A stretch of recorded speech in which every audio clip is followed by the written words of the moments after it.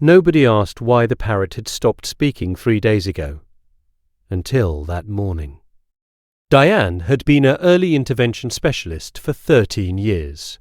She knew the cadence of a real emergency. This was not that. This was Ellie, 4 years old, 92 pounds, doing something he had never done in 4 years. She made coffee. She told herself she would deal with it after breakfast. Against her grip, not aggressively, but with a weight she had never felt in him before. The weight of an animal who had decided. She had seen this before. Not in this house. In other people's houses. In her training she had learned that the most dangerous moment for a family was the morning the older pet decided the baby was now competition. She had counselled families.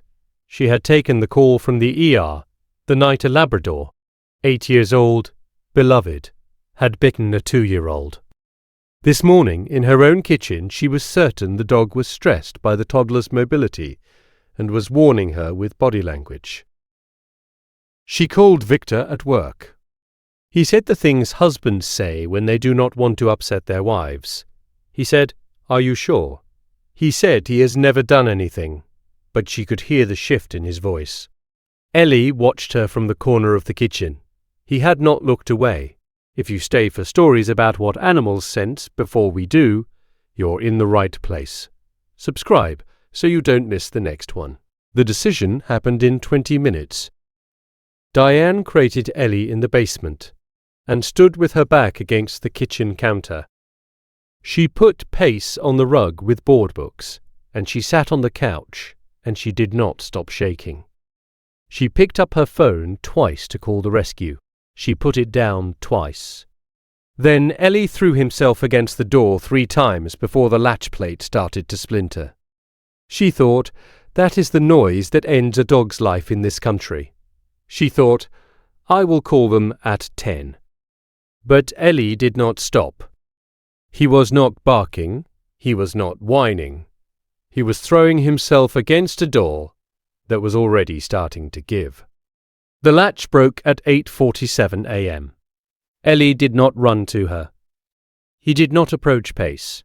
He went past both of them into the back of the house and stopped. He sat. He stared at one specific spot.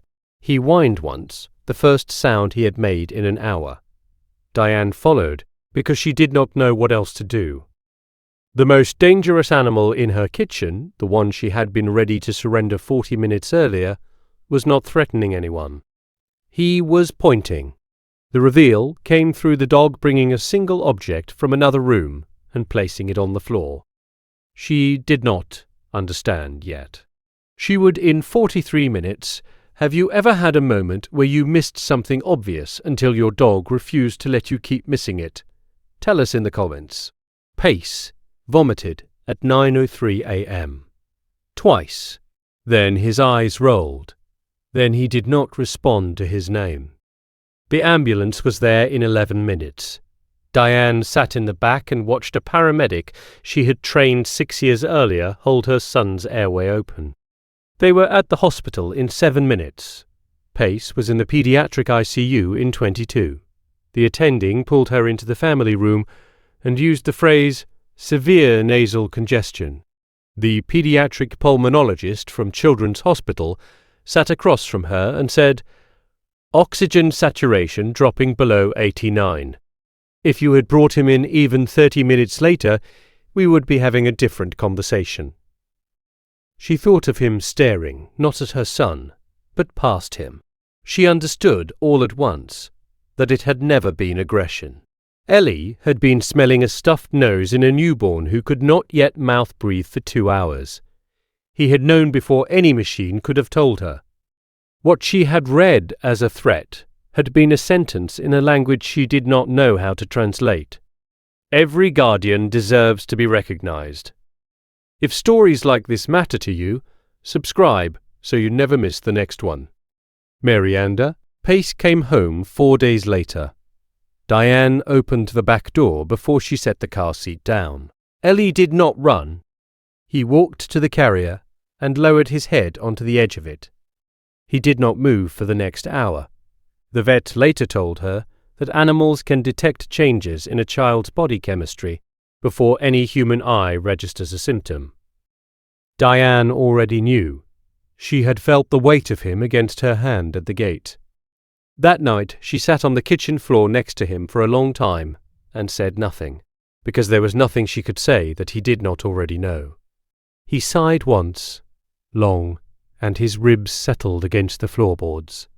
Somewhere in this country, tonight, another animal is doing the same thing for another family, and nobody knows yet